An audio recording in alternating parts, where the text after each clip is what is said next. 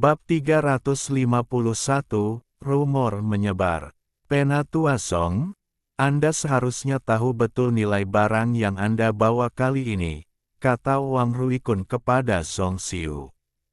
Zhong Xiu tidak berkata apa-apa, hanya mengangguk kecil. Bagaimana perkembangan kasus ini sekarang? Tanya Wang Ruikun lagi. Kami sudah menemukan beberapa petunjuk, tapi belum ada bukti. Jangan bahas ini di sini untuk menghindari kesalahpahaman, kata Zhong Xiu. Anda misterius sekali. Wanita mempesona itu mendengus dingin. Penatua Song, menurut saya, memaksa Anda untuk mengambil kembali barang-barang ini sendirian agak tidak masuk akal. Karena mereka berani merampok barang-barang milik kamar dagang Tianwu kita, mereka pasti punya latar belakang yang sangat rumit. Begini saja, jika Penatua Song bisa menemukan petunjuk atau bukti kuat tentang para perampok itu, kamar dagang akan maju untuk bernegosiasi dengan pemilik barang dan berusaha mendapatkan keadilan. Wang Ruikun merenung sejenak lalu berkata demikian. Jika kamar dagang akan turun tangan, saya yakin Penatua Song harus menemukan bukti konklusif dalam 2 minggu agar kamar dagang memiliki cukup waktu untuk merespons. Jika tidak, kamar dagang akan berada dalam posisi yang sangat pasif. Jika lebih dari 2 minggu, Penatua Song akan bertanggung jawab untuk menyelesaikan masalah ini sendiri, kata wanita yang memikat itu. Penatua Zhao ada benarnya. 2 minggu agak mepet, jadi mari kita buat yang ke-20, kata Wang Ruikun sambil menatap Zhong Xiu. Terima kasih, Wakil Presiden Wang, atas pengertian Anda, tetapi masalah ini adalah tanggung jawab saya dan kamar dagang seharusnya tidak memikulnya untuk saya. Kita masih lebih dari sebulan lagi dari tanggal pengiriman. Jika kita tidak dapat mengambil barangnya saat itu, Zhong Xiu bersedia menerima hukuman apapun. Zhong Xiu menjawab dengan tenang. Wang Ruikun dan wanita yang memikat itu terkejut dengan pernyataan ini, seolah-olah mereka tidak menyangka Zhong Xiu akan menanggapi begitu blak-blakan. Lagi pula, jika kamar dagang secara resmi turun tangan, banyak hal mungkin dapat diselesaikan dengan mudah. Meskipun barang-barang itu tidak dapat ditemukan untuk sementara waktu, kamar dagang Tianwu masih dapat mengumpulkan semuanya kecuali batu bintang dalam waktu singkat. Batu bintang memang langka, tetapi dengan sumber daya kamar dagang, jika mereka bersedia membayar mahal, itu bukan hal yang mustahil. Namun, jika kamar dagang menyelesaikan masalah ini, Zhong Xiu tentu akan bertanggung jawab, dan tidak jelas apakah masa baktinya selama 50 tahun akan terpengaruh. Ini adalah sesuatu yang tidak ingin Si Mu lihat terjadi, jadi dia telah mempertimbangkannya sebelumnya. Yang terpenting, sulit untuk membuktikan bahwa kultus bulan gelap berada di balik ini. Tetua Song, apakah Anda benar-benar tidak menginginkan dukungan kamar dagang? Wang Ruikun bertanya setelah ragu sejenak. Wanita mempesona itu menatap Zhong Xiu dengan tatapan yang hampir seperti orang bodoh, seolah-olah dia menganggap Zhong Xiu tidak tahu berterima kasih. Memang, Zhong Xiu mengangguk. Baiklah, karena Tetua Song begitu percaya diri, biarlah begitu. Tapi sampai saat itu tiba, masalah ini harus tetap dirahasiakan. Lagi pula, ini menyangkut reputasi kamar dagang, jadi sebaiknya jangan dipublikasikan. Wang Ruikun mengangguk setuju. Zhong Xiu mengerti, jawab Zhong Xiu. Ngomong-ngomong, kamar dagang sudah menyiapkan akomodasi untuk kalian berdua. Aku akan meminta seseorang mengantar kalian ke sana nanti, kata Wang Ruikun. Terima kasih, Wakil Presiden Wang. Zhong Xiu pamit. Zhong Xiu dan Wang Ruikun membungkuk dan berpamitan, lalu berjalan keluar pintu bersama Si Mu tanpa menoleh ke belakang. Paman, kurasa gadis ini hanya keras kepala. Kurasa dia bahkan tidak tahu siapa yang mencuri barang-barang itu, dan dia masih bermimpi untuk mendapatkannya kembali. Dia hanya melamun. Wanita mempesona itu mendengus dingin melihat kepergian Zhong Xiu. Selama 6 bulan terakhir, keadaan di luar sana agak bergejolak. Pertama, barang-barang dicuri di kuil cabang di kota Likun, lalu insiden serupa terjadi di kota-kota seperti Wuba dan Kisa, dan sekarang, akhirnya, ada masalah di kota Lianrikang juga. Meskipun tampaknya ada hubungannya dengan orang-orang barbar setempat, kurasa itu belum tentu terjadi. Pasti ada sesuatu yang lain di baliknya. Karena Zhong Xiu bersedia menanganinya sendiri, itu sempurna. Mungkin kita benar-benar bisa menemukan sesuatu, kata Wang Ruikun sambil berpikir. Paman, apa paman yakin Zhong Xiu bisa melakukannya? Tanya wanita mempesona itu, wajahnya dipenuhi rasa tidak percaya. Jika Zhong Xiu bisa mendapatkan kembali barang-barang itu akan menjadi hal yang baik bagi kamar dagang. Dia cukup cakap, kalau tidak, dia tidak akan dihargai oleh presiden dan diizinkan untuk bersaing dengan paman untuk posisi utusan khusus klan iblis. Jika dia tidak bisa mendapatkannya kembali, maka dia tentu saja akan didiskualifikasi dari kompetisi. Wang Ruikun berdiri, melihat keluar jendela, dan berkata dengan tenang. Jadi begitu, paman benar-benar sudah memikirkannya matang-matang. Kata wanita mempesona itu dengan gembira. Alhasil, tak lama setelah Si Mu dan Zhong Xiu meninggalkan markas kamar dagang Tianwu, kabar bahwa Zhong Xiu dari kamar dagang Tianwu kehilangan barang titipan dalam perjalanan mulai menyebar ke seluruh kota Changshu. Ada banyak pendapat berbeda tentang masalah ini. Ada yang mengatakan itu ulah pasukan klan iblis, ada yang mengatakan itu ulah pasukan barbar yang tidak puas dengan dominasi kamar dagang Tianwu, bahkan ada yang mengatakan itu penggelapan. Singkatnya, ada berbagai macam rumor.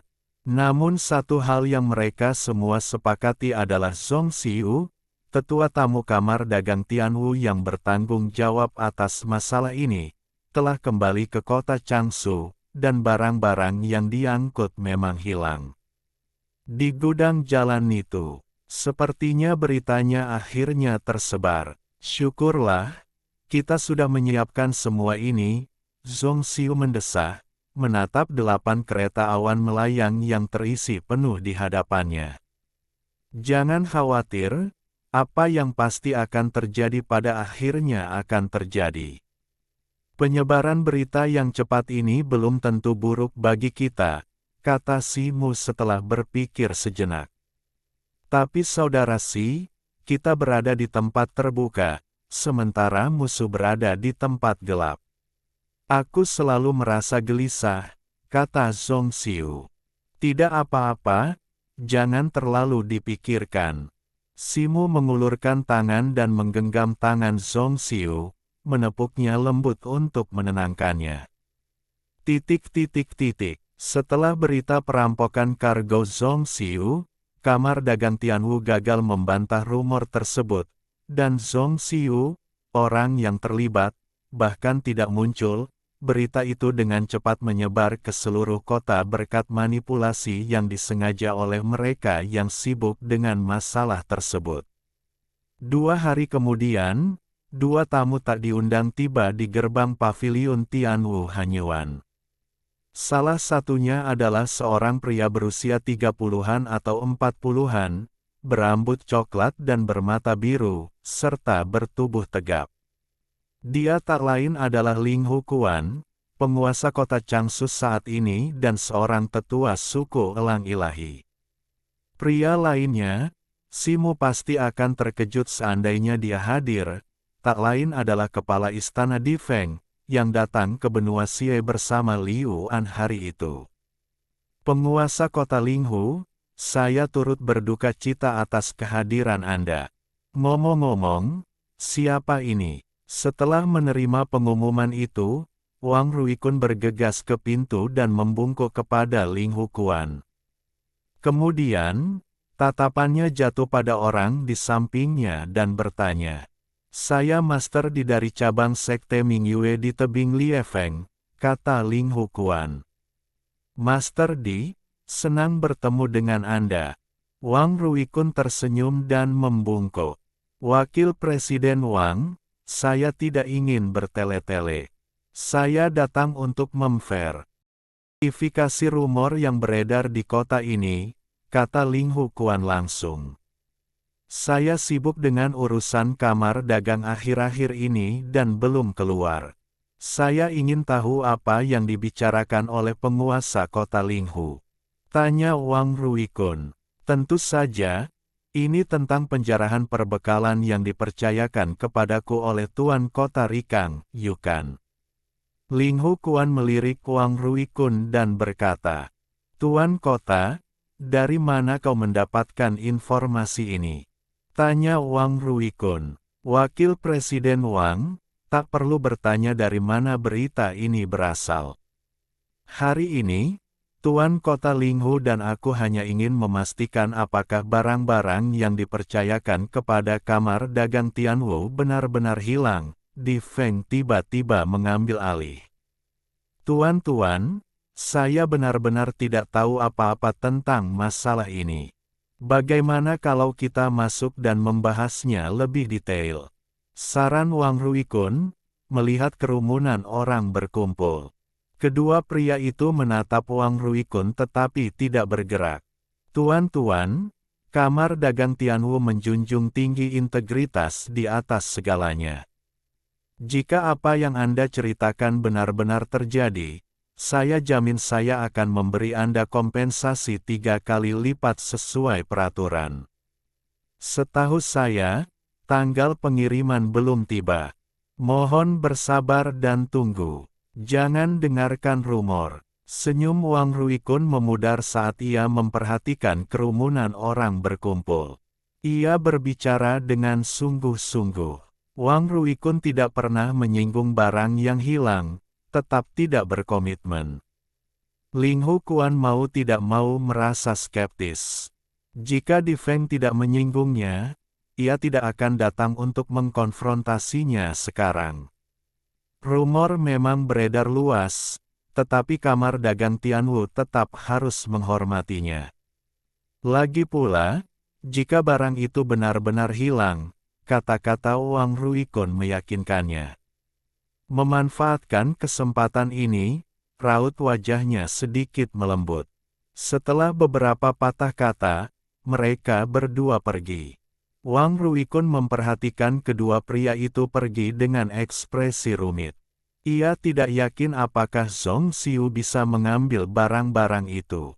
Menurut mata-matanya, Zhong Xiu telah tinggal di satu tempat selama beberapa hari terakhir, tampaknya tanpa niat untuk mengambil barang-barang itu. Di dalam gudang di jalan itu, "Siwer, kabar apa yang kau terima? Kau tampak agak lesu," tanya Simu, melihat Zhong Xiu duduk diam di sana. "Saudara Si, Wakil Presiden Wang mengirimi saya pesan yang memberitahu saya bahwa wali kota di sini, pemilik kargo kita, telah menghubunginya, tetapi untungnya, ia tidak digubris kali ini," kata Zhong Xiu. "Haha, tanggal pengiriman yang disepakati belum tiba. Kedatangan wali kota hanyalah rumor, mencoba menekan kita. Itu tidak akan menjadi masalah besar," kata Simu. "Saya tidak khawatir tentang wali kota, tetapi bisakah kita benar-benar berhasil dengan melakukan ini?" tanya Zhong Xiu. Simu tersenyum tetapi tidak menjawab, mengangguk dengan tenang. Saat itu, Cair tiba-tiba muncul dari luar, mendarat di bahu Simu dan berteriak. "Situ, kau pikir aku melihat siapa? Jangan terlalu merahasiakannya. Katakan padaku," ejek Simu. Ia selalu cepat bertindak begitu melihat sesuatu. "Lihat betapa cemasnya kau. Kau bahkan tidak membiarkanku beristirahat, minum air, dan mengatur napas. Kau tahu betapa lelahnya terbang ke sana kemari seharian," kata Cayer. Sebelum ia sempat menyelesaikan kalimatnya, Simu menjentikkan kepalanya. Ekspresi Cayer dipenuhi dengan kebencian dan keluhan yang mendalam, dan bahkan Zhong Xiu, yang berdiri di dekatnya, merasa geli. "Baiklah, katakan padaku sekarang. Jangan membuatku penasaran," kata Simu, sambil melemparkan batu roh atribut air kepada Cayer. "Sudah kubilang, Di Feng, kepala istana Di itu, sekarang adalah kepala cabang sekte bulan gelap di dekat sini," kata Cayer, menelan batu roh itu dalam sekali teguk. "Kepala istana Di, dia juga di sini," pikir Simu. Bukan itu saja, orang ini sepertinya punya hubungan baik dengan penguasa kota di sini, seseorang bernama Ling Hukuan. Belum lama ini, mereka berdua pergi ke kamar dagang Tianwu dan membuat masalah. Cayer melanjutkan. Bab 352, Merebut Batu. Penanggung jawab altar cabang ini memang dari Liuan. Mereka sudah merencanakan semuanya. Mereka telah menyita barang-barangnya, dan sekarang mereka mencoba memanfaatkan kemalangan mereka dan menuntut kompensasi. Cayer, untuk sementara waktu, pergilah ke daerah dekat tebing Liefeng dan awasi Di Feng. Hati-hati, jangan sampai ketahuan. Simu berhenti sejenak, lalu memberi instruksi kepada Cayer. "Situ, jangan khawatir," jawab Cayer, sambil melebarkan sayapnya dan terbang. "Kakashi, apa yang sedang kau pikirkan?" tanya Zhong Xiu. "Siwer, mungkin ikan yang kita tunggu akhirnya memakan umpannya. Untuk beberapa hari ke depan, kau akan melakukan ini dan itu." Simu tersenyum tipis dan membisikkan sesuatu ke telinga Zhong Xiu. Lebih dari 10 hari kemudian, di sebuah lembah terpencil puluhan mil dari pinggiran kota Changsu. Lokasi terpencil ini, jauh dari jalan raya resmi, membuat hanya sedikit orang yang berkunjung di siang hari, apalagi di malam hari. Pada saat itu, sesosok gelap bergerak beberapa kali sebelum muncul di lembah. Di bawah sinar bulan, terlihat pria itu berusia 30-an, kurus, dan beralis merah tua. Dia adalah Di Feng. Di Feng dengan cermat mengamati sekelilingnya sepanjang perjalanan. Setelah memastikan semuanya aman, ia langsung menuju ke sebuah gua tersembunyi di lembah. Gua itu kecil, hanya sekitar 3 meter. Di tengahnya berdiri seorang wanita berpakaian merah. Wanita itu tak lain adalah wanita bermarga Sen. Di suatu tempat di lembah, Simu, melalui penglihatan Cayer, melihat pemandangan ini. Ekspresinya sedikit berubah, lalu secercah kegembiraan muncul. Sementara itu, di dalam gua, Di Feng dan wanita bermarga Sen mulai berbincang. "Saudara Di, apakah Zhong Xiu itu benar-benar muncul?" tanya wanita bermarga Sen. "Ya, dia seharusnya sudah lama memasuki kota, tetapi dia baru aktif di sana beberapa hari terakhir ini," kata Di Feng. "Oh, dia sendirian. Apakah dia bertingkah aneh?" tanya wanita bermarga Sen. "Ya, sendirian. Dia pergi ke paviliun Hanyuan 2 hari sekali, dan dia juga mengunjungi istana tuan kota sekali selama waktu itu," kata Di Feng, sedikit mengernyit. Istana Tuan Kota, Paviliun Hanyuan, apa yang dia lakukan di sana, kau tahu? Tanya wanita bermarga Zen. Dia sepertinya sudah membicarakan barang-barang itu dengan Ling Hukuan, dan, atas nama kamar dagang, berjanji kepadanya bahwa barang-barang itu akan dikirimkan tepat waktu, sebelum batas waktu, atau dia akan membayar 3 kali lipat harga sebagai kompensasi. Setiap kali dia memasuki Paviliun Hanyuan, dia akan mencari Wang Ruikun, dan percakapan itu berlangsung lebih dari 1 jam. Aku tidak tahu detail pembicaraan mereka. Saudari muda Zen, aku khawatir dia mungkin punya bukti, jadi aku datang kepadamu untuk memberitahumu. Lagi pula, kamar dagang Tianwu punya akar yang dalam. Jika mereka benar-benar tahu kita berada di balik ini, akan sulit untuk menangani tuduhan itu, kata Di Feng. Sesuatu yang tak terduga terjadi, dan kami tidak berhasil melenyapkan Song Xiu. Meskipun wanita ini tahu kami terlibat, saya jamin dia tidak punya bukti keterlibatan kami. Lagi pula, Mo Yunyang tua itu yang campur tangan. Banyak orang barbar yang berlatih kungfu zombie untuk meningkatkan kekuatan mereka, jadi bukan berarti sekte bulan gelap kami yang berada di balik semua ini. Lagi pula, Wang Ruikun dikenal berhati-hati, dan bahkan jika Song Xiu memberitahunya, dia mungkin tidak akan mempercayainya. Jangan khawatir, lanjutkan saja sesuai rencana, kata wanita bermarga Zen itu. Itu membuat saya tenang. Ling Hukuan dan saya telah mencapai kesepakatan. Setelah batas waktu pengiriman tiba dalam beberapa hari, kami akan bersama-sama menuntut kompensasi dari kamar dagang Tianwu, kata Di Feng. Baiklah, Anda bisa mengurus sisanya sendiri, kata Wani. Tak bermarga Zen itu. Ngomong-ngomong, bagaimana dengan rute lainnya? Bagaimana perkembangan pengumpulan batu bintang? Di Feng mengangguk dan bertanya. Masih ada celah yang cukup besar, tapi, kata wanita bermarga Zen itu. Seperti yang diharapkan. Melihat ini, Si Mu tak kuasa menahan diri untuk tidak memikirkan pria tampan, lembut, dan berambut merah darah itu, serta semua yang terjadi di lelang kenaikan kota Tianyu. Pria ini ahli konspirasi. Kali ini, saat mengumpulkan batu bintang, ia mungkin sedang merencanakan konspirasi besar.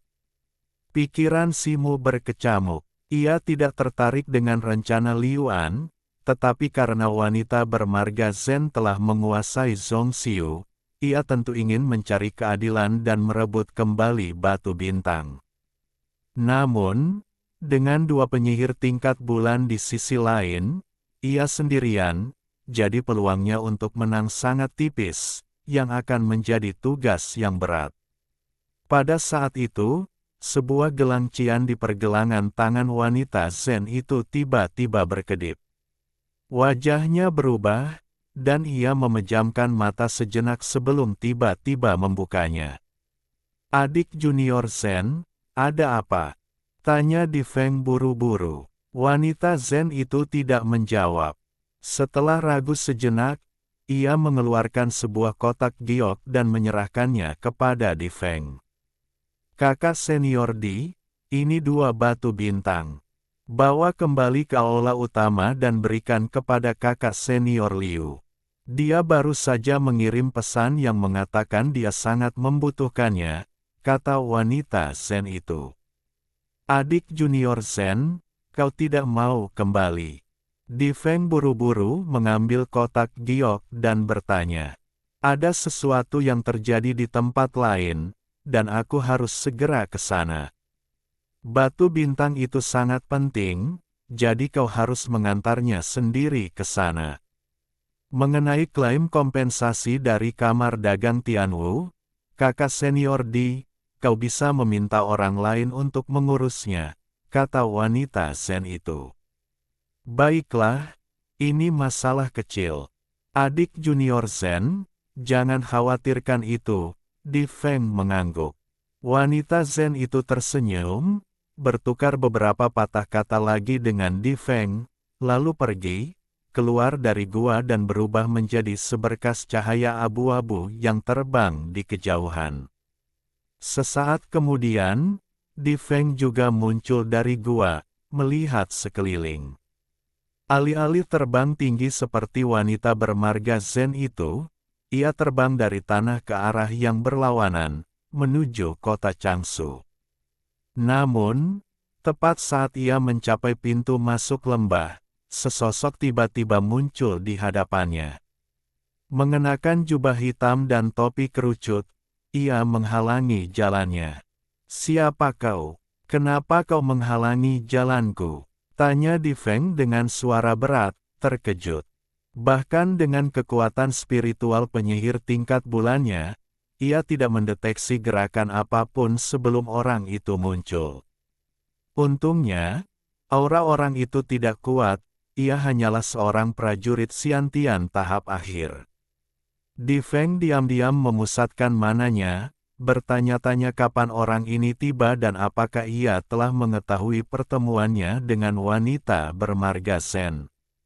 Jika demikian, ia akan dibunuh hari ini. Haha, kepala istana benar-benar pelupa. Sosok berjubah hitam itu terkekeh dan melepas topi kerucutnya, memperlihatkan wajah seorang pemuda berwajah khas. "Kau, Simu." Tatapan Di Feng tertuju pada wajah Simu. Ia terkejut sesaat, lalu berbisik pelan. "Sepertinya kepala istana Di Feng tidak melupakanku. Sungguh suatu kehormatan." Simu tersenyum tipis. "Saudara Si, itu tidak benar. Di laut, berkat kemampuan prediksi burung beo Anda, armada kami terhindar dari banyak bahaya. Lalu, Anda tiba-tiba menghilang. Kami semua sangat mengkhawatirkan Anda, terutama saudara muda Liuan, yang telah mencari Anda selama bertahun-tahun." Di Feng terkekeh, dan ketegangan di antara keduanya tampak sedikit mereda. Simu tersenyum tipis tetapi tidak menjawab. "Ngomong-ngomong, saudara Si, karena Anda telah tiba di benua Xie, mengapa Anda tidak mempertimbangkan untuk bergabung dengan Sekte Mingyue kami?" Sekte Timur dan Barat dari Sekte Mingyue telah bergabung, dan saudara muda Li telah dipromosikan menjadi wakil ketua. Dengan bakat saudara Si, jika Anda bersedia bergabung, setidaknya Anda bisa menjadi Master Sekte. Di Feng berbicara, matanya mengamati Simu. "Terima kasih, Master Istana Di, atas kebaikan Anda, tetapi itu tidak perlu. Saya datang kepada Anda untuk mengambil sesuatu dari Anda," kata Simu. "Ada apa?" Wajah Di Feng sedikit muram, dan senyumnya perlahan memudar. "Batu bintang," kata Simu. "Batu bintang apa? Apa maksudmu, saudara Simu?" tanya Di Feng dengan tatapan bingung. "Aku tidak ingin terlibat dalam apapun yang berhubungan dengan Sekte Bulan Gelapmu, tetapi jika Sekte Bulan Gelapmu memprovokasiku, aku tidak akan menunjukkan belas kasihan." Suara Simu semakin dalam. Keraguan yang pura-pura di wajah Di Feng perlahan memudar, dan ekspresinya menjadi gelap. "Aku melihat semuanya, mulai dari Sekte Bulan Gelap yang berkolusi dengan suku Bangau Sayap di kota Yunye untuk merampok karavan kamar dagang Tianwu. Apakah kau ingin aku menceritakan lebih detail? Aku tidak ingin terlibat dalam masalah ini, tetapi ada orang penting yang dekat denganku terlibat, dan batu bintang itu sangat penting baginya. Kuharap Tuan Di akan mengembalikannya," kata Simu. "Karena saudara Simu sudah tahu tentang ini, sebaiknya aku bicara terus terang." Ekspresi Di Feng menjadi tenang setelah mendengar ini. Simu menatap mata Di Feng tanpa berkata sepatah kata pun. Kami memang mengambil batu bintang itu, tetapi mengembalikannya mustahil. Kami masih sangat membutuhkannya. Namun, karena situasinya sudah seperti ini, aku, bersedia memberikan kompensasi yang pantas demi Kakashi. Lagi pula, kami tidak akan mengejar truk penuh persediaan Pangyu.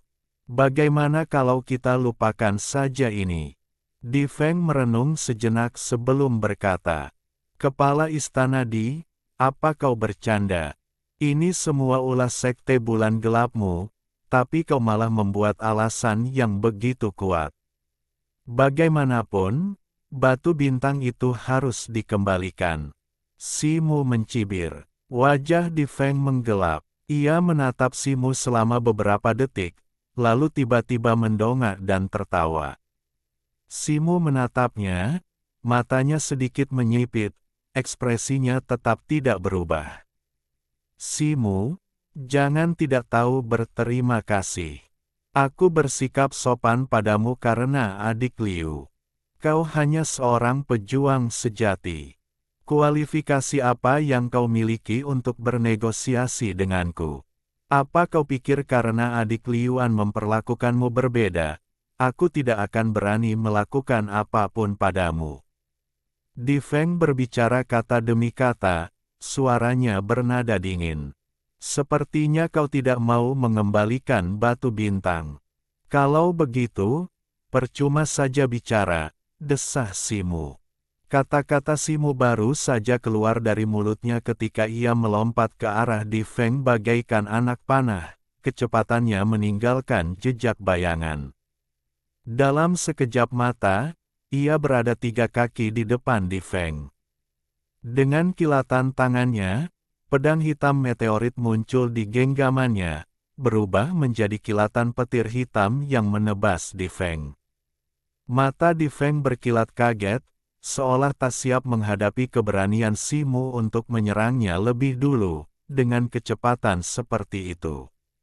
Namun, sebagai penyihir tingkat bulan, ia memang seorang prajurit berpengalaman. Kilatan cahaya abu-abu muncul di tangannya, dan sebuah tongkat bermahkota tengkorak pun muncul. Cahaya abu-abu tengkorak itu berkelebat, dan cahaya abu-abu segera muncul di tanah di depan Di Feng. Sebuah perisai tulang raksasa muncul dari cahaya abu-abu itu, menghalangi jalannya. Dengan dentuman, pisau hitam itu menebas perisai tulang, dan dengan kekuatan dahsyat, suara berderak menyebar di seluruh perisai. Bilahnya menembus perisai, menciptakan luka sayatan sepanjang beberapa kaki. Namun, serangan pisau hitam itu akhirnya berhasil dihalau, dan ujung bilahnya hanya berjarak setengah kaki dari Di Feng. Keringat dingin membasahi wajah Di Feng, dan kilatan kengerian melintas di matanya. Perisai tulang 9 meter ini adalah teknik tingkat tinggi yang hanya dipraktikkan oleh penyihir tingkat bulan, yang mampu menahan serangan dari para ahli tingkat bumi. Namun, perisai itu hampir terbelah dua oleh bilah pedang lawan. Bab 353, Mengejar dan Membunuh. Pikiran Di Feng berpacu, dan ia segera mundur beberapa langkah. Ia mengayunkan tongkatnya, dan dari bawah pusaran udara kelabu, 4 atau 5 paku tulang raksasa muncul. Dengan sedikit getaran, paku-paku itu melesat ke arah Simu, yang hanya beberapa kaki jauhnya. Suara cici yang keras menembus udara. Saat itu, lapisan cahaya biru telah menyelimuti Simu, mengubahnya menjadi sosok Qian.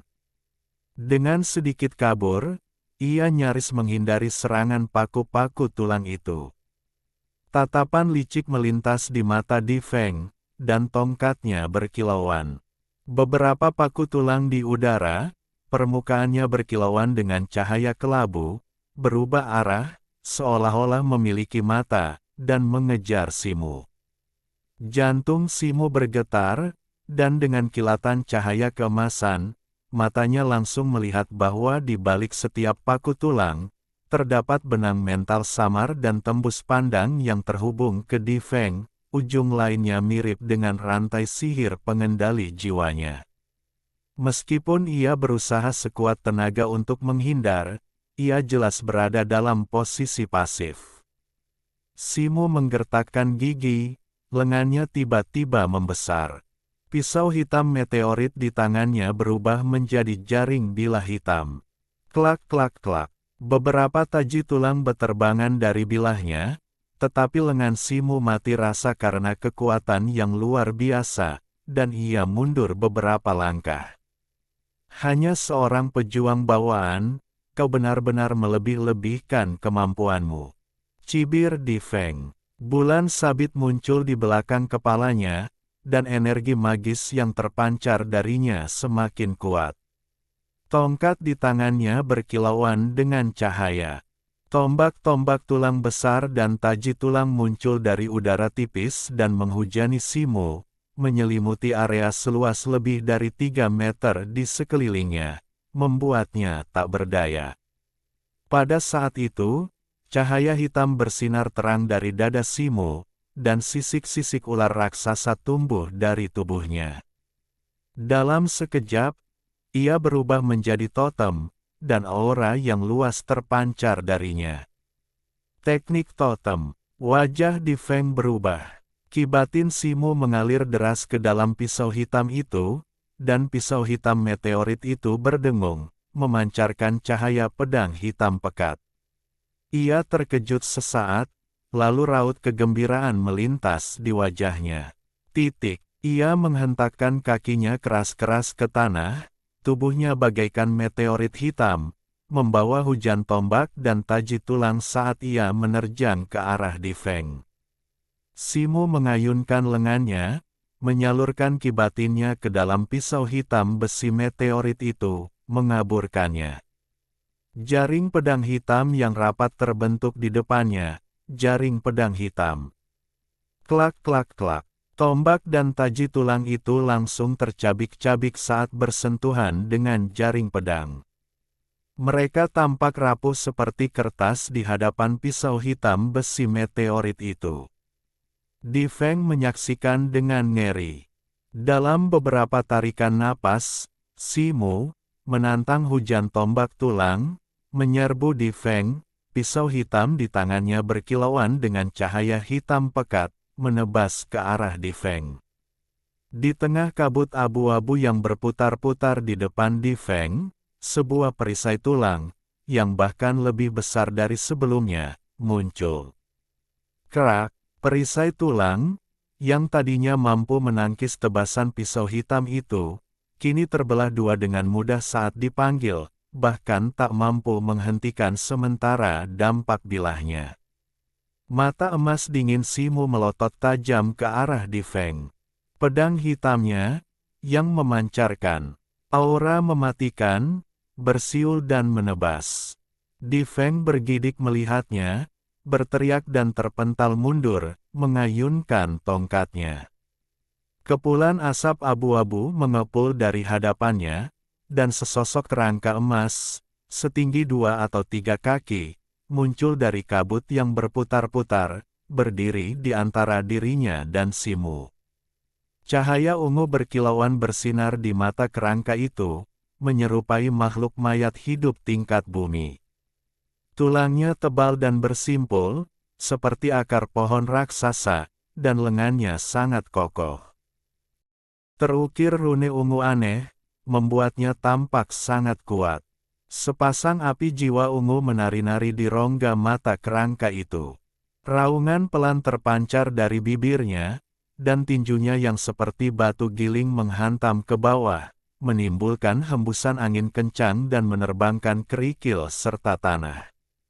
Kecepatan Simu tiba-tiba bertambah cepat, berubah menjadi hantu cian, saat ia berpapasan dengan kerangka emas itu. Kerangka emas raksasa itu membeku, lalu melirik ke bawah ke arah dadanya. Sebuah retakan panjang muncul, membentang dari bahu kirinya hingga ke seluruh dadanya. Retakan serupa muncul di lengan kanan kerangka itu. Dengan suara retakan itu melebar dengan cepat, dan lengan kanan kerangka emas itu patah. Bersamaan dengan itu, tubuh bagian atasnya bergoyang, terlepas dari tubuhnya, dan jatuh ke tanah. Tubuh raksasa itu, yang terbelah dua, ambruk. Bagaimana mungkin? Di dekatnya, mata Di Feng dipenuhi rasa tak percaya. Raja kerangka emas yang tersohor, yang terkenal karena kekokohannya, hancur berkeping-keping hanya dengan satu pukulan. Sebelum ia sempat berpikir, sebuah bayangan melintas, dan Si Mu muncul di hadapannya. Pedang hitam meteoritnya, sebuah bayangan kabur, menebas ke bawah. Di Feng ketakutan, tubuhnya gemetar. Cahaya merah menyilaukan tiba-tiba meletus dari tongkatnya, menyelimutinya dalam awan merah tua. Tepat saat awan itu terbentuk, cahaya pedang hitam itu turun, membelahnya menjadi dua. Sebuah erangan teredam bergema. Separuh awan merah itu menghilang, dan sebuah lengan berdarah jatuh bersamanya. Separuh lainnya bergetar, tetapi tidak menghilang. Sebaliknya, ia berubah menjadi seberkas cahaya merah dan terbang dengan kecepatan luar biasa. Jangan pernah berpikir untuk kabur. Si Mu melambaikan tangannya, dan sebuah mobil terbang berwarna cian muncul di hadapannya. Si Mu melompat ke atas mobil itu, yang bersinar terang, berubah menjadi pelangi cian panjang dan mengejar awan merah itu. Kecepatannya tak tergoyahkan, dan alih-alih tertinggal, ia perlahan-lahan mengejar awan merah di depannya. Di dalam awan merah itu, dahi Di Feng bermandikan keringat. Ia menoleh ke belakang, hatinya merinding. Kilatan melintas di matanya, dan ia menggumamkan sesuatu dengan cepat. Tangannya yang utuh menebas lengan yang terputus itu. Aliran darah mengalir dari lengannya yang patah, mengalir di depannya, membentuk rune merah darah yang menyatu dengan awan merah di sekitarnya. Awan merah itu berjatuhan, warnanya semakin gelap, dan kecepatannya meningkat sedikit, meninggalkan mobil terbang cian di belakangnya dengan jarak yang signifikan. Sedikit kejutan melintas di wajah Si Mu. Ia kemudian mengaktifkan mantra di tangannya, dan cahaya biru yang terpancar dari mobil terbang itu tiba-tiba bersinar. Bersamaan dengan itu, ia menggumamkan sesuatu dan melambaikan tangannya, memancarkan dua sinar cahaya hitam yang menyatu dengan sayap biru mobil terbang itu. Lapisan rune biru segera muncul dari sayap, lalu sedikit mengembang, dan untaian cahaya biru muncul di permukaannya, menggeliat seolah hidup. Kecepatan mobil biru itu juga meningkat drastis, dan jarak antara mobil itu dan awan darah di depannya perlahan menyempit kembali. Di Feng mengamati mobil biru di belakangnya, tampak panik. Teknik pelarian darahnya menghabiskan banyak energi vitalnya, dan ia tidak akan mampu bertahan lama. Pada saat itu, sebuah gunung raksasa muncul di ujung pandangannya. Mata Di Feng berkilat, dan awan darah itu langsung menukik turun, menuju ke bawah puncak. Dengan suara mendesing, awan darah itu melengkung mendekati gunung. Saat gunung itu menghalangi pandangannya dari belakang, awan darah itu, entah kebetulan atau tidak, menyentuh tanah sebelum kembali membubung ke langit, tetapi kini berbelok ke kanan. Mobil terbang cian melesat cepat, tetapi kemudian berhenti dengan desisan, tidak mengejar awan darah yang jauh. Di atas mobil, Si Mu mencibir, tatapannya tertuju pada tanah di bawahnya. Dengan satu lambaian tangannya, sebilah pedang emas melesat keluar, memanjang hingga 7 atau 8 kaki sebelum menebas ke bawah. Dengan suara keras, cahaya pedang emas itu menghantam tanah, menciptakan kawah sepanjang beberapa kaki dan sedalam beberapa kaki. Puing-puing beterbangan, asap dan debu mengepul, menyelimuti area seluas lebih dari 3 meter.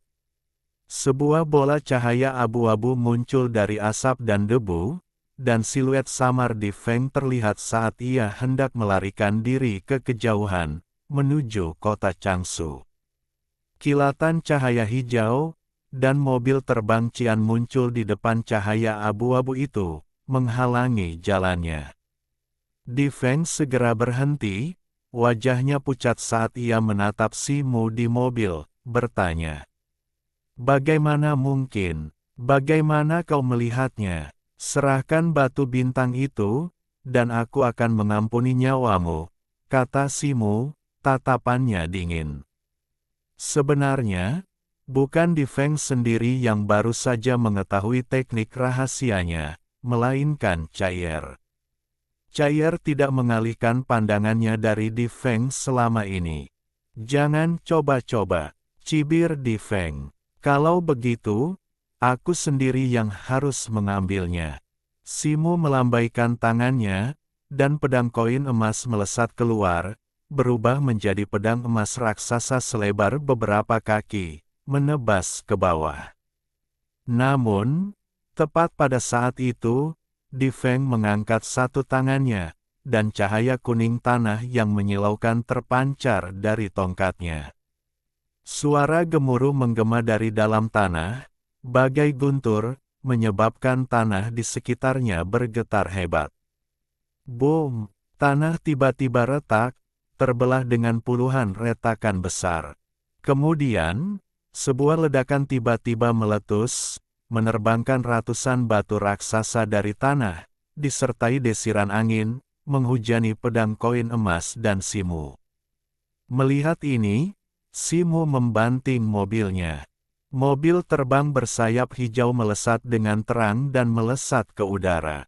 Bersamaan dengan itu, pedang koin emas memancarkan kekuatan dahsyat, berputar cepat di sekitar gagangnya, membentuk perisai emas raksasa yang menghancurkan batu-batu besar yang datang.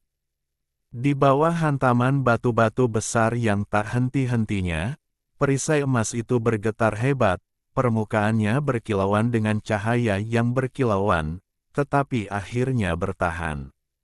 Sesaat kemudian, pecahan batu dan debu yang tak terhitung jumlahnya beterbangan, menyelimuti sekeliling.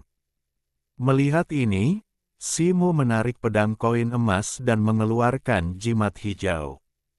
Menghancurkannya, embusan angin muncul, membubarkan awan debu. Namun, Di Feng telah menghilang. Situ, pria itu telah melarikan diri ke barat laut, menggunakan jimat pelarian bumi. Suara Chaier bergema di benak Si Mu. Setelah mendengar ini, Si Mu buru-buru menepuk mobil terbang bersayap hijau dan terbang ke barat laut. Sesaat kemudian, cahaya abu-abu muncul kembali di hadapannya. Mobil terbang bersayap hijau itu berkelebat terang, melesat lebih cepat lagi saat mengejarnya. Di tengah cahaya kelabu, Di Feng melihat mobil terbang biru di belakangnya.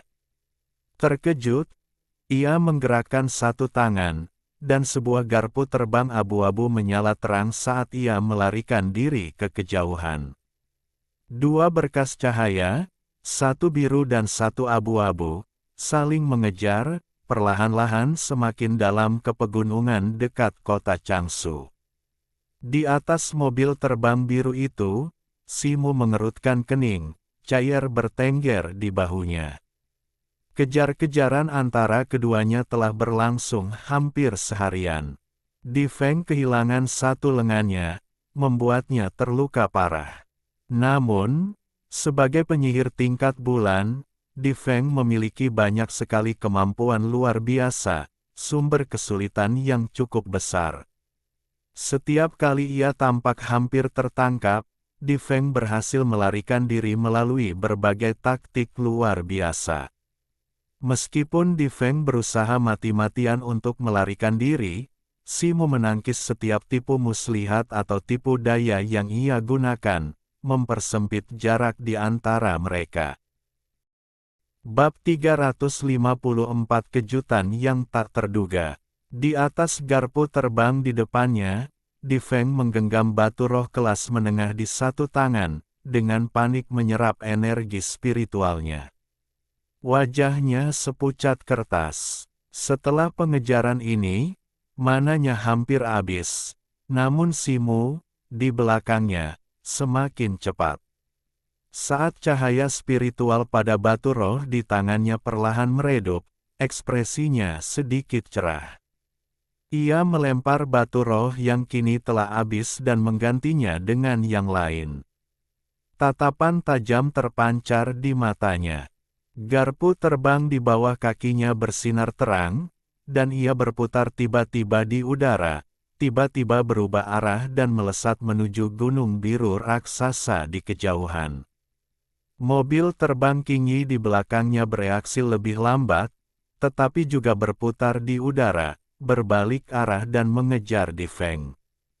Keduanya bergerak secepat kilat, dengan cepat mendekati gunung biru di depannya. Aura Di Feng meredup, dan ia terbang menuju lembah luas di bawah gunung.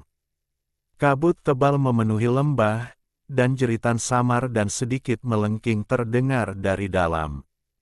Hati-hati, situ. Ada sekawanan monster iblis kuat yang mengintai di lembah. Cair tiba-tiba berteriak. Wajah Simu tiba-tiba berubah. Saat itu, kilatan cahaya Di Feng melintas, berhenti rendah di lembah. Ia berbalik menatap Simu dan mengeluarkan sebuah kotak giok dari tangannya, kotak yang sama yang diberikan wanita Zen itu. Kau ingin batu bintang, kan? Ambil saja kalau bisa. Wajah Di Feng berbinar-binar geli. Ia tiba-tiba mengangkat tangannya dan melemparkan kotak giok itu. Kotak itu melengkung dan terbang langsung ke kabut lembah. Raungan melengking menggema dari kabut, dan udara bergejolak hebat, seolah-olah ada sesuatu yang akan meledak. Wajah Simu berubah, dan ia berbalik menatap Cair, yang melayang di atas bahunya. Mata Cair memancarkan dua sinar putih, mengejar kotak giok yang berjatuhan itu. Ya, batu bintang ada di dalam kotak giok itu. Ada dua, suara Cair bergema di benak Simu. Sebaiknya kau cepat. Batu bintang, meskipun berharga, tidak terlalu tahan lama. Jika binatang iblis merusaknya, jangan salahkan aku karena tidak memperingatkanmu. Di Feng tersenyum puas. Garpu terbang di bawah kakinya bersinar terang, berubah menjadi seberkas cahaya abu-abu saat terbang di kejauhan. Ekspresi Simu menggelap saat ia melihat Di Feng mundur, tidak mengejarnya. Gaga, teriakan melengking keluar dari kabut, dan beberapa sosok raksasa muncul.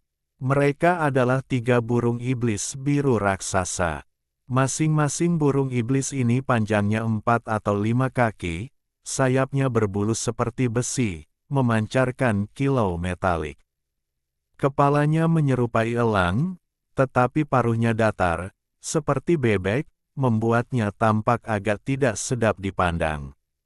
Meskipun ketiga burung iblis itu agak tidak sedap dipandang, aura mereka secara mengejutkan mencapai puncak alam Xiantian, hanya selangkah lagi dari peringkat bumi.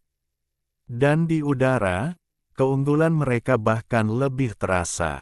Ketiga burung iblis itu segera bertatapan dengan Simu, yang bertengger di kereta terbang bersayap biru, dan dengan teriakan melengking, mereka menukik ke bawah.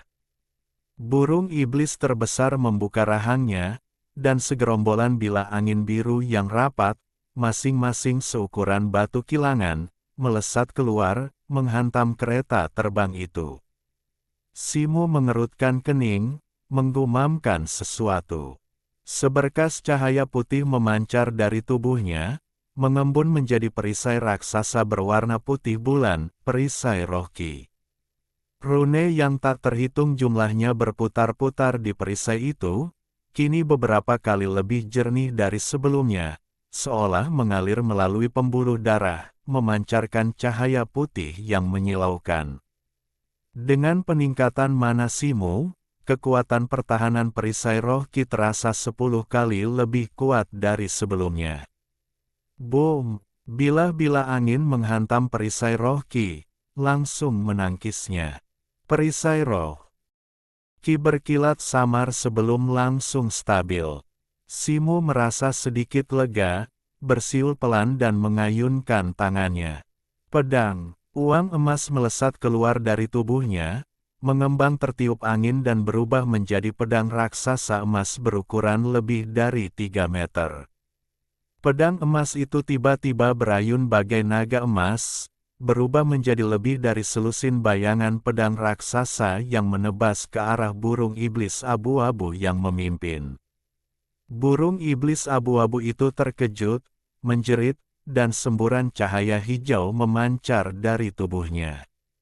Dengan sayap terbentang lebar, tubuhnya yang besar bergerak di udara dengan kelincahan yang menakjubkan, nyaris menghindari beberapa sinar pedang. Wajah Simu memucat saat menyaksikan ini. Ia merapal mantra dan melambaikan tangannya berulang kali, seketika meningkatkan kecepatan sinar pedangnya beberapa kali. Dengan kilatan cahaya keemasan, 3 sinar pedang muncul di depan burung iblis abu-abu itu seolah-olah berteleportasi, menyerang sayap dan dadanya. Burung iblis abu-abu itu terkejut, tiba-tiba menarik sayapnya yang lebar, menariknya ke tubuhnya, menghindari sinar pedang. Namun, sinar pedang yang mengenai dadanya mustahil untuk dihindari. Burung iblis itu menjerit nyaring, membuka mulutnya, dan sebuah bilah angin hijau besar melesat keluar. Setelah bilah-bilah angin ini melesat, mereka saling terhubung, menyatu menjadi cincin-cian selebar beberapa kaki, menyerupai gigi gergaji. Cincin bilah angin cian itu berputar cepat, memancarkan suara menderu saat berbenturan dengan cahaya pedang emas. Klak klak klak. Cincin bilah angin itu berputar terus-menerus, bertabrakan dengan cahaya pedang emas, menciptakan serangkaian dentang logam, menghalangi cahaya pedang emas. Bersamaan dengan itu, burung iblis abu-abu itu menjerit lagi, dan sebuah cakar hitam melesat keluar bagai kilat, mencengkeram cahaya pedang emas dengan kuat. Cahaya pedang emas itu berkedip beberapa kali sebelum akhirnya hancur. Secercah kebanggaan terpancar di mata burung iblis abu-abu itu, tetapi pada saat itu, cahaya putih melesat keluar dan melilitnya bagai kilat. Itu adalah rantai putih. Sayap burung iblis abu-abu itu terikat oleh rantai itu. Tiba-tiba ia merenggangkannya, tetapi tidak mau terbuka. Terkejut, tubuhnya yang besar bergoyang di udara sebelum jatuh seperti batu. Pada saat itu, seberkas cahaya pedang emas yang menyilaukan melesat keluar. Pedang uang emas itu sendirilah yang menghantam tubuh burung iblis abu-abu itu. Dengan desisan, kepala besar burung iblis abu-abu itu miring dan jatuh, darah mengucur deras dari lehernya setinggi beberapa kaki. Percakapan antara Simu dan burung iblis abu-abu itu tampak rumit, tetapi kenyataannya, hanya sepersekian detik. 2 burung iblis lainnya baru saja menukik ke dekat Simu ketika mereka melihat pemimpin mereka terbunuh, mata mereka dipenuhi ketakutan. Pada tingkat kekuatan mereka, kecerdasan mereka telah berevolusi, menyaingi manusia biasa. Kedua burung iblis itu menjerit, membuka mulut, dan melepaskan puluhan bilah angin, menyerang Simu. Pada saat yang sama, mereka mengepakkan sayap, berputar, dan melarikan diri menuju lembah di bawah. Simu mendengus dingin, dan mobil terbang bersayap hijau, yang membawa perisai roh Ki, mengejar. Bang! Bang! Bang! Bila-bila angin raksasa menghantam perisai roh Ki, membuatnya berkedip lalu meredup. Beberapa retakan muncul di permukaannya, tetapi perisai itu berhasil menahan benturan. Simu melambaikan tangannya, dan kekosongan di sampingnya berkilat. Lebih dari selusin jimat dengan berbagai warna muncul, memancarkan fluktuasi mana yang mencengangkan. Semuanya adalah jimat tingkat menengah, dan dua di antaranya memancarkan semburan cahaya merah, memperlihatkan jimat atribut api tingkat tinggi. Kehampaan di hadapannya sedikit berkelebat, dan puluhan rantai transparan beterbangan dari tubuhnya, menyambung dengan jimat-jimat itu. Simu melambaikan tangannya, dan puluhan jim melesat di kejauhan, bagaikan puluhan meteor dengan kecepatan luar biasa. Dalam beberapa tarikan napas, jimat-jimat itu berhasil menyusul kedua burung iblis itu. Simu mengetukkan jarinya di antara kedua alisnya, dan rantai jiwa pengendali itu berkelebat sedikit. Puluhan jimat tiba-tiba terbelah dua, masing-masing terbang menuju kedua burung iblis itu dan melilit mereka. Meledak, mata Simu berbinar-binar, dan ia berteriak keras. Lebih dari selusin jimat berkelebat dan meledak bersamaan. Boom! Dua ledakan dahsyat menyelimuti tubuh kedua burung iblis itu, dan asap mengepul-mengepul. Gelombang ledakan dahsyat itu menyebar ke segala arah, bahkan menyapu kabut di lembah di bawah dan membubarkannya. Dua tubuh hangus jatuh akibat gelombang ledakan dan terbanting keras ke tanah. Bulu kedua burung iblis itu telah terbakar habis. Tubuh mereka dipenuhi luka-luka mengerikan. Namun, tubuh mereka terus berkedut sesekali, tanpa menunjukkan tanda-tanda kematian. Sesosok melintas, dan Simu turun dari udara.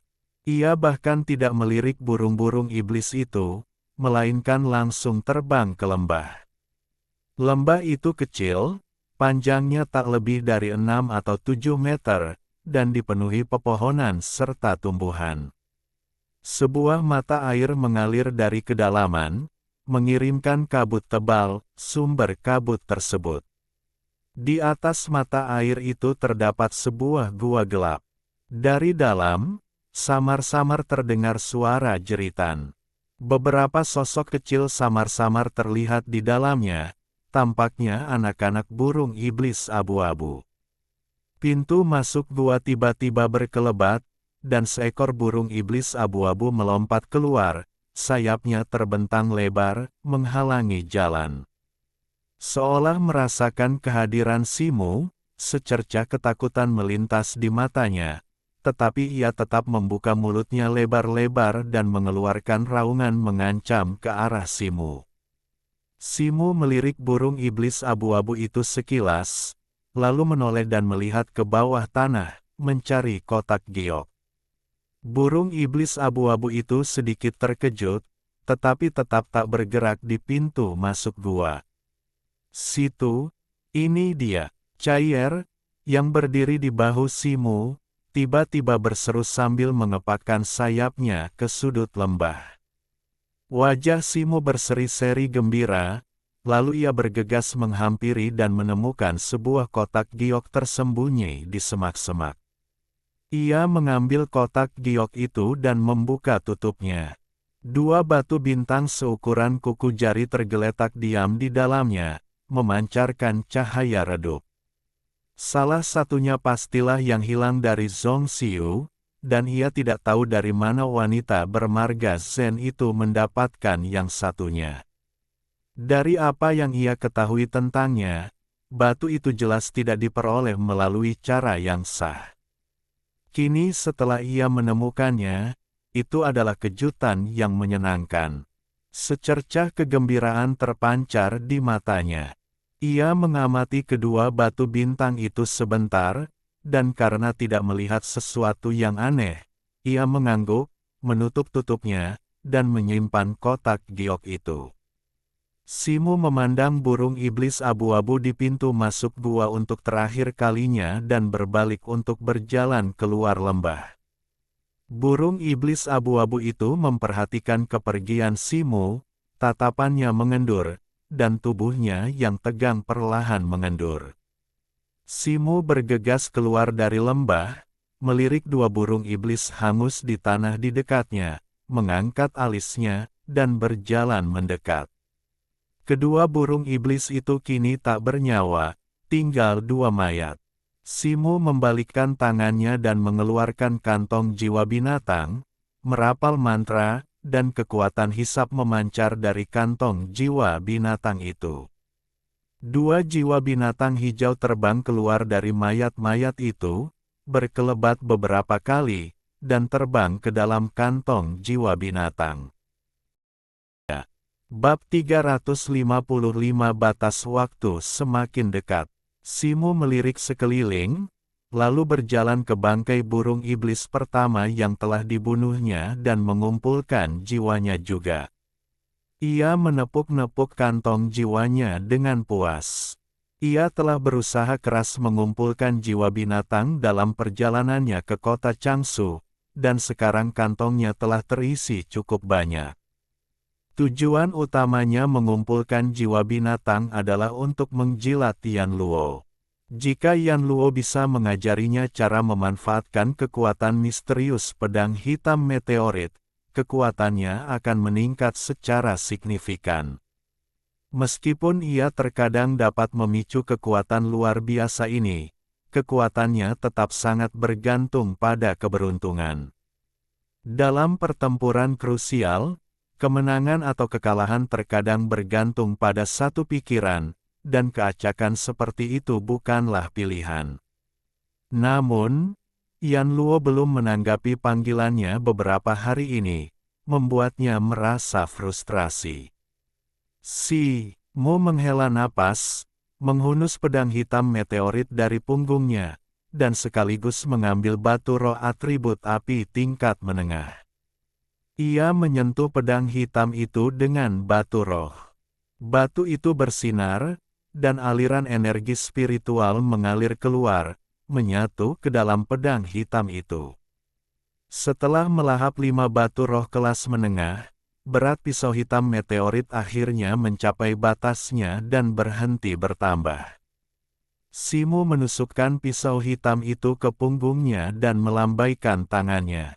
Kilatan cahaya hijau muncul, dan sebuah mobil terbang bersayap hijau pun muncul. Simu melompat ke atas mobil dan melambaikan tangannya untuk merapal mantra. Mobil bersayap hijau itu memancarkan cahaya hijau dan melesat ke kejauhan. Pengejaran itu telah membawa mereka bermil-mil jauhnya ke dalam pegunungan. Dengan waktu kurang dari 2 hari tersisa hingga tanggal yang dijanjikan Zhong Xiu untuk mengirimkan barang, ia harus segera kembali karena batu bintang sudah di tangannya. Jika tidak, penundaan akan merepotkan. Kota Changsu, Paviliun Hanyuan. Di ruang tamu yang didekorasi dengan elegan, beberapa tamu duduk, dibagi menjadi tuan rumah dan tamu undangan.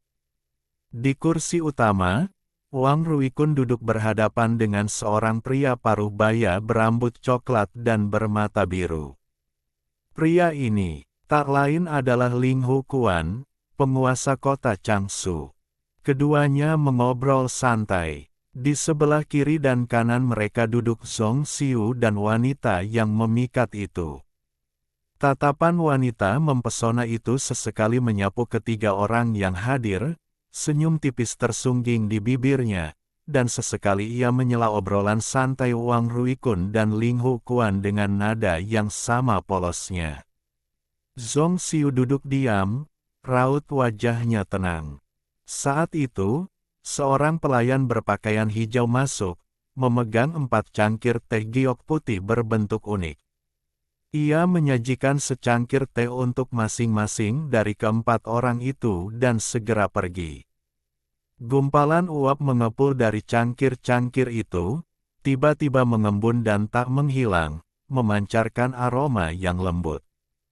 Ini adalah teh spiritual yang dibawa oleh asosiasi bisnis kami dari tempat-tempat terpencil. Rasanya cukup lezat. Silakan cicipi, Tuan Kota, kata Wang Ruikun sambil tersenyum. Ling Hu Kuan mengambil cangkir teh dan menyesapnya. Mulutnya langsung dipenuhi aroma yang kaya dan harum, dan dantiannya terasa sedikit hangat. Matanya tiba-tiba berbinar, dan ia memuji. Teh yang luar biasa. Mungkinkah ini, embun beludru putih, yang terkenal di dunia? Haha, Tuan Kota memang berpengetahuan luas. Teh ini benar-benar white velvet dew paling segar tahun ini. Kalau Anda suka, saya punya 2 kotak. Silakan bawa pulang dan nikmati, kata Wang Ruikun sambil melambaikan tangan dan mengeluarkan 2 kotak teh hijau, lalu menyerahkannya. Saya khawatir bahkan 10.000 batu spiritual pun tidak akan cukup untuk membeli sekotak teh ajaib ini. Bagaimana saya bisa menerima hadiah seberharga ini? Ling Hu Kuan menggelengkan kepala. Menolak. Wang Ruikun tidak memaksa, dan dengan santai meletakkan kotak-kotak teh di atas meja. Sebenarnya, saya di sini hari ini tanpa tujuan khusus. Saya hanya ingin menanyakan status pengiriman dari kota Rikang. Pengirimannya besok pukul 17, kata Ling Hu Kuan, mengalihkan pembicaraan. Tetua Zong telah melakukan kunjungan khusus kepada Tuan Kota mengenai masalah ini dan telah berjanji kepada Tuan Kota. Sekarang Tuan Kota bertanya lagi, mungkinkah beliau benar-benar mempercayai rumor tersebut dan meragukan kekuatan kamar dagang Tianwu kita? Wang Ruikun berkata dengan tenang. Kamar dagang Tianwu terkenal, dan bagaimana mungkin aku meragukannya? Namun, ada rumor yang beredar di kota baru-baru ini, dan ada sesuatu yang krusial dalam pengiriman itu yang tidak mungkin salah. Aku percaya Wakil Presiden Wang memahami kesulitanku, kata Ling Hu Kuan dengan tenang. Tenang saja, Tuan Kota Ling Hu, Anda akan tiba tepat pukul 15 untuk mengambil barang-barangnya, kata Wang Ruikun, menoleh ke arah Zong Xiu. Karena Wakil Presiden Wang sudah mengatakannya, aku akan menunggu 1 hari lagi dan berkunjung lagi besok. Aku pamit hari ini. Ling Hu Kuan berdiri, menangkupkan tinjunya memberi hormat kepada Wang Ruikun, lalu melirik Zong Xiu dan berjalan menuju pintu ruang tamu. Ngomong-ngomong, aku harus jujur. Jika kamar dagang Anda masih belum bisa mengirimkan barang-barang itu hingga pukul 15 besok, jangan salahkan aku karena bersikap kejam dan melaporkan hal ini kepada para petinggi aliansi klan kita. Ling Hu Kuan berhenti di tengah jalan dan berbalik untuk mengatakan sesuatu. Begitu selesai berbicara, ia langsung meninggalkan aula tanpa menunggu Wang Ruikun dan yang lainnya menjawab. Setelah Ling Hu Kuan pergi, wajah Wang Ruikun langsung muram.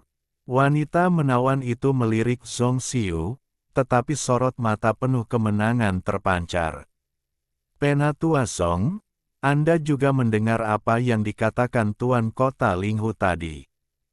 Bagaimana penyelidikan Anda tentang keberadaan barang-barang itu? Bisakah Anda memberi saya jawaban yang pasti? Wang Ruikun menatap Zong Xiu dan bertanya. Yakinlah, Wakil Presiden, barang-barang itu akan dikirimkan tepat waktu pukul 3 sore besok. Zong Xiu yang tadinya sangat tenang, kini berbicara dengan nada yang tenang. Penatua Zong, apakah Anda yakin tidak bercanda? Dari yang kudengar, Anda hanya berkeliaran di kota akhir-akhir ini. Penatua Zong, apa sebenarnya petunjuk penting yang Anda klaim miliki ini? Sepertinya Anda belum berusaha menyelesaikan masalah ini. Tanya wanita memikat itu. Baiklah, berhenti bicara, kata Wang Ruikun, sambil mengangkat tangannya untuk menghentikan wanita memikat itu. Penatua Song, karena Anda belum menerima solusi yang diusulkan kamar dagang, Anda bertanggung jawab penuh atas masalah ini. Jika Anda dapat mengirimkan barang tepat waktu besok, insiden ini akan dianggap tidak pernah terjadi, dan kamar dagang akan memberikan kontribusi yang signifikan kepada Anda.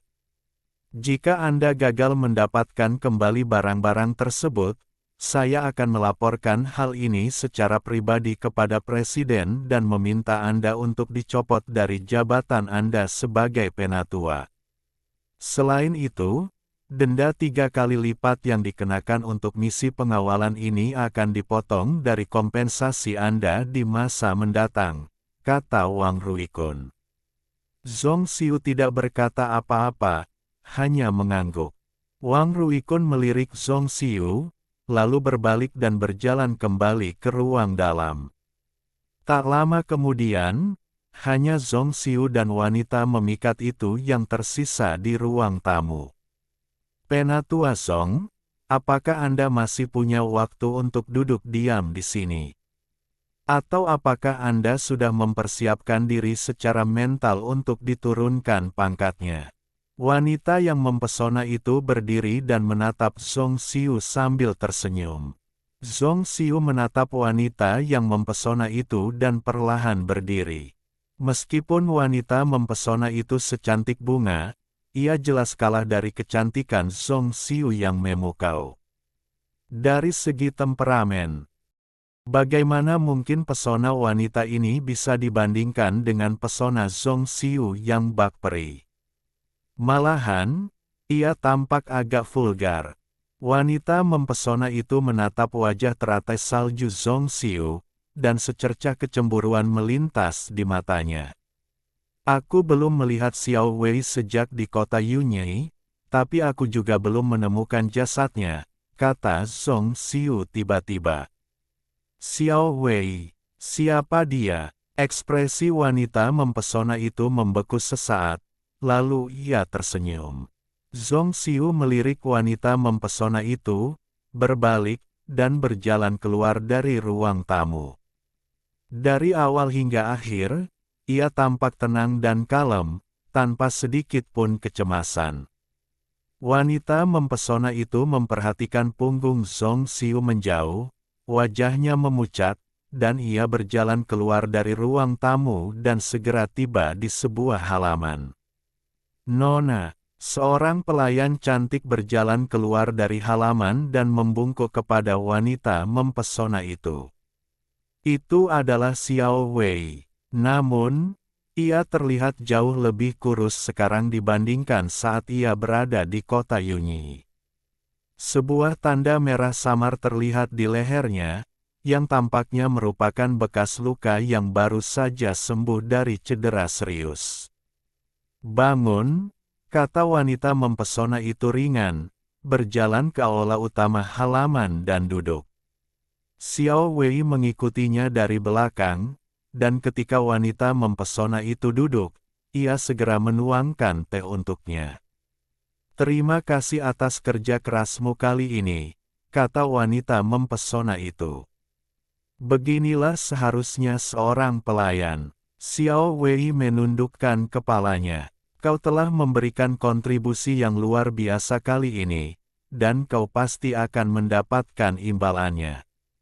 Tapi di kota Yunyi, orang yang ingin mengingatkan Zhong Xiu, bisakah kau mengingat seperti apa karakteristiknya? Tanya wanita mempesona itu. Xiao Wei tertegun, lalu ia berusaha sekuat tenaga mengingat sosok dan penampilan Simu yang dilihatnya saat itu, dan menggambarkannya. Wanita mempesona itu mendengarkannya, dan setelah beberapa saat, ia melambaikan tangannya dan membiarkan Xiao Wei mundur. Wanita mempesona itu merenung sejenak, dan tiba-tiba membalikkan tangannya, dan sebuah jimat giok putih muncul di telapak tangannya. Jimat giok itu memancarkan cahaya dan mengembun menjadi cermin air. Dua sosok muncul di cermin air, satu adalah Zhong Xiu, dan yang lainnya adalah seorang pelayan berpakaian linen kasar, mengenakan jilbab di kepalanya, menutupi separuh wajahnya. Mata wanita mempesona itu tertuju pada pelayan berpakaian abu-abu itu, dan matanya berkedip. Setelah beberapa saat, ia menyimpan jimat giok itu dan tiba-tiba bertepuk tangan. Sosok-sosok di depannya berkelebat, dan sesosok berpakaian hitam muncul. "Nona," pria berbaju hitam itu membungkuk. "Saya meminta Anda untuk menyelidiki pelayan di sebelah Zhong Xiu." "Bagaimana penyelidikan Anda?" tanya wanita mempesona itu. "Nona, saya telah mengintai di sekitar kediaman tetua Zhong Xiu akhir-akhir ini. Kecuali beberapa hari pertama, saya belum melihat pria yang Anda sebutkan sejak itu. Sepertinya dia menghilang begitu saja." Pria berbaju hitam itu ragu-ragu dan mulai berbicara. "Sampah," tegur wanita mempesona itu dengan dingin, dan pria berbaju hitam itu buru-buru menundukkan kepalanya. "Turun dan terus awasi Zhong Xiu. Segera laporkan kepada saya ketika Anda menemukan pria ini." Setelah beberapa saat, wanita mempesona itu berkata dengan dingin. Pria berbaju hitam itu perlahan mundur seolah-olah telah diampuni. Mata indah wanita mempesona itu berkedip-kedip, seolah-olah dia sedang merenungkan suatu konspirasi. Setelah beberapa saat, dia berdiri dengan seringai di wajahnya. "Aku tidak peduli jika ada seseorang yang diam-diam membantumu. Aku hanya tidak percaya bahwa hanya dalam 1 hari, kau masih bisa mendapatkan kembali semua barang yang hilang." Wanita mempesona itu mencibir dan bergumam pada dirinya sendiri.